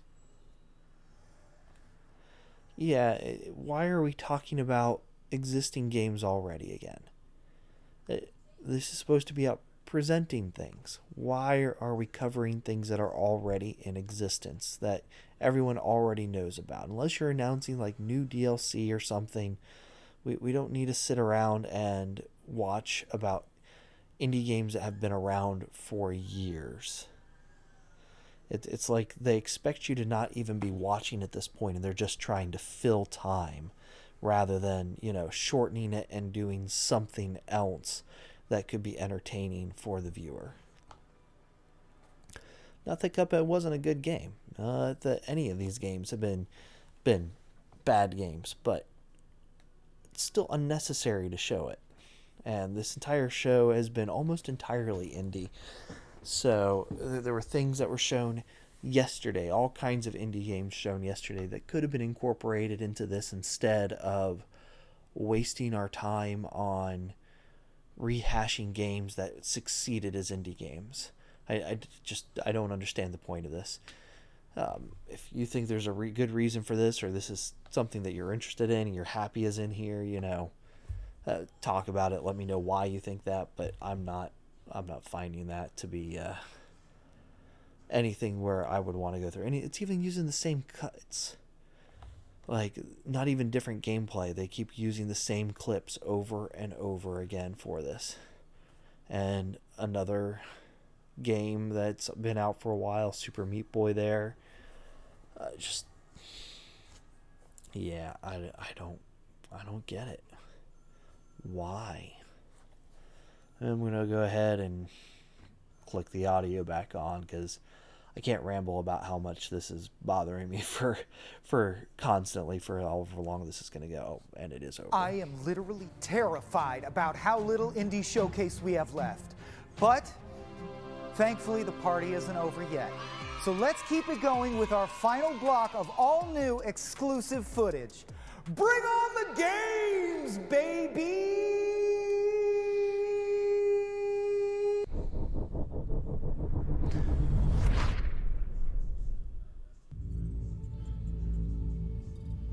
So, there's a Testudo heavy lifter in just about flyable, if not exactly safe condition, waiting to be scrapped in the boneyard. And I need to be off K-Leg by tonight or the Adeamis are going to cut my hand off. My favourite hand. Problem number one. The thing's got more holes in it than a sieve. Somehow, I'm going to have to patch it and reflood the O2. And nothing good comes easy, right? Problem two. I don't actually know how to fly a Testudo heavy lifter. Thankfully, cozying up to that furloughed pilot stuck on the station has paid off. She's in. Last, but for sure not least, the reactor. Never quite started one up, but how hard could it be? It's just nuclear fusion. I admit, this plan is a little questionable, but if I've learned anything out here, it's that rules are for suckers. Time to go steal a spaceship. I like the voice acting. The game looks like it could be a little overwhelming, but it could just be the parts that they're showing or the intention of it feeling overwhelming in those moments. So it could be very simplistic overall and just trying to get that feel of being overwhelmed in the moment while you're playing.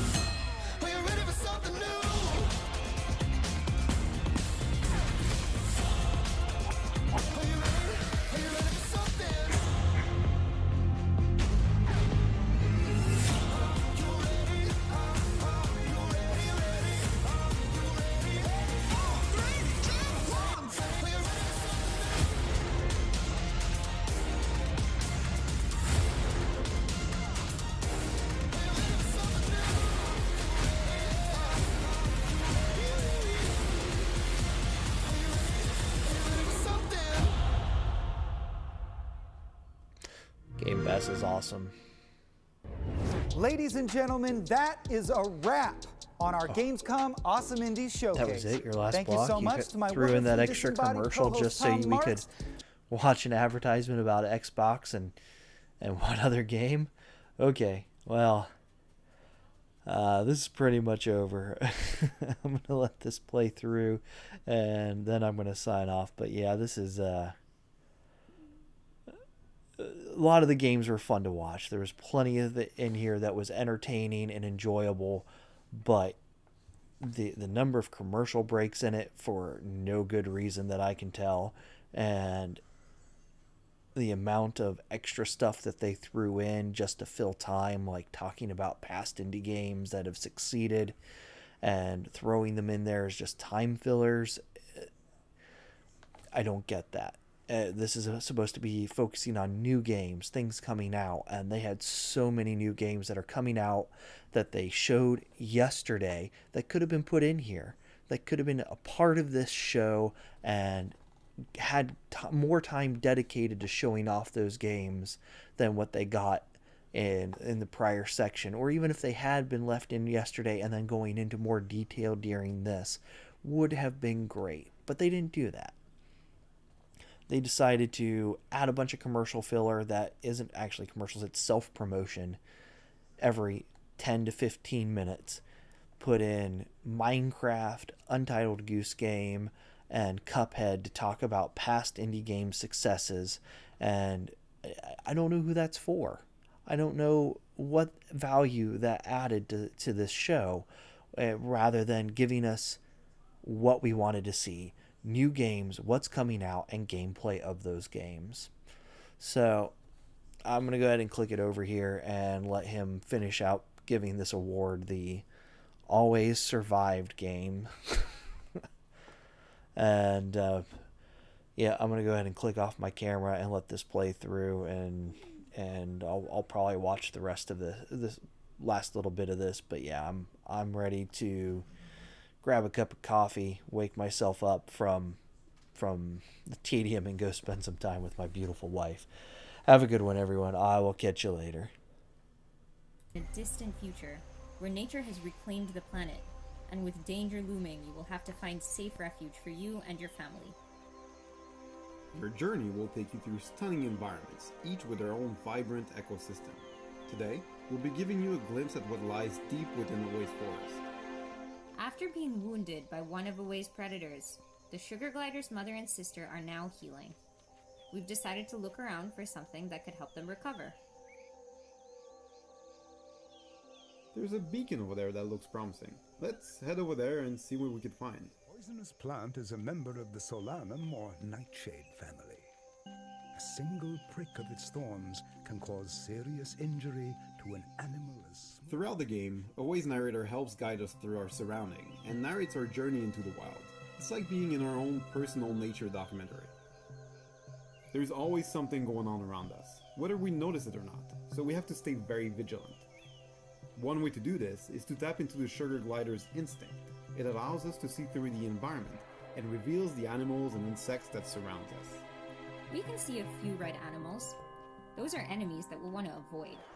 But there are also a few green ones, which indicate creatures that we can eat to replenish our health. One of the best things about being a sugar glider is that you can explore your environment in any way you want, from the ground or from the trees. And of course, if we get high enough, we can also glide through the air.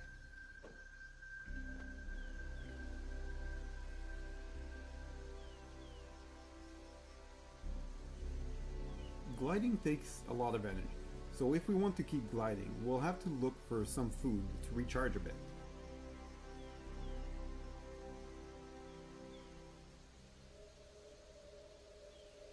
There's a beetle on that other branch that looks like it could do the trick. This is where the verticalities of Away's environment comes into play. We can use our height advantage to easily catch our prey. That beetle never saw us coming.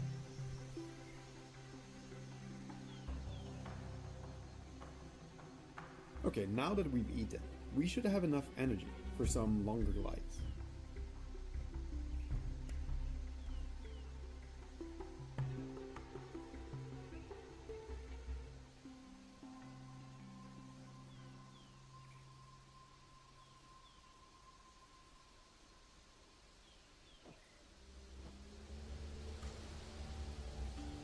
I think I just spotted a lizard. Let's see if we can catch it. These lizards, they tend to be quite fast and they get scared easily. We'll have to sneak up on this one through the grass so it doesn't notice us. Ugh, it spotted us. Time for a chase.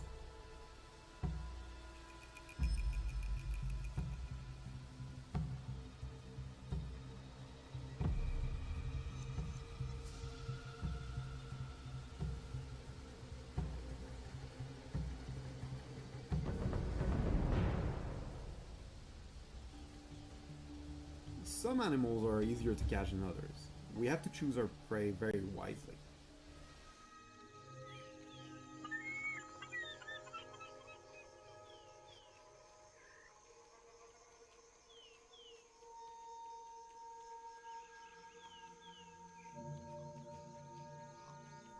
This looks like some sort of bunker. There's light coming from the inside, but the opening is too small for the sugar glider. We might be able to get in if we were a little bit smaller. In moments like this, we can use our special ability to possess other animals. If we can find a smaller insect to possess, we might be able to fit through this crack and see what's inside. To unlock this ability, we need to fill up our sugar glider's possess bar. We can do this by eating a few blue mushrooms. Once the bar is completely full, the sugar glider starts glowing. Let's see if we can find a small insect to possess.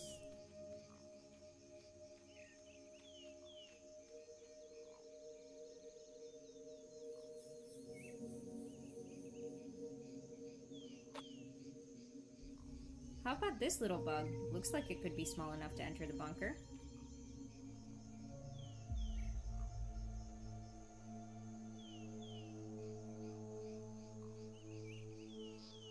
And it fits.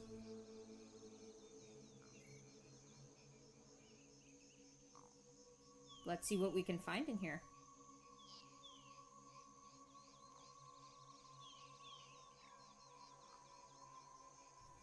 Is this some sort of computer?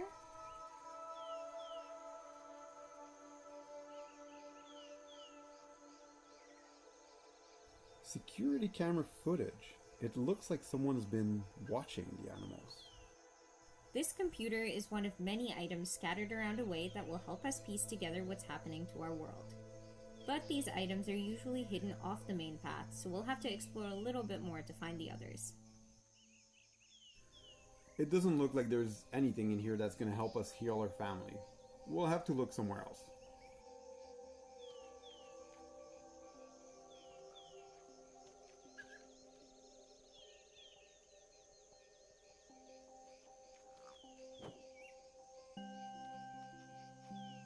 It's getting close to sunset. Let's head back to our mother and sister before it gets too dark. Who knows what kind of creatures might come out at night.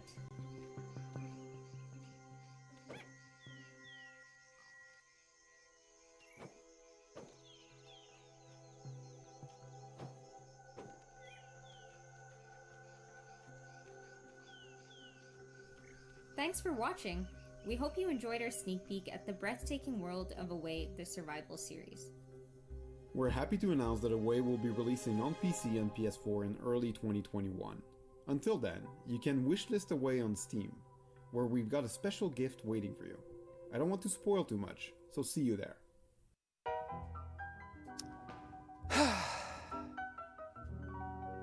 Goodbye, Cyborg Tom.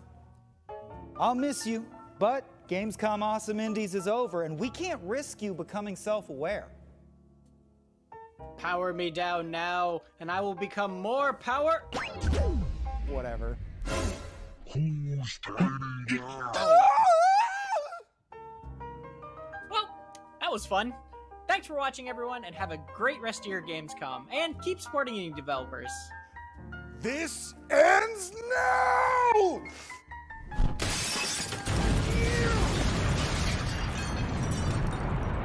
I hit the ground, but I think it's okay.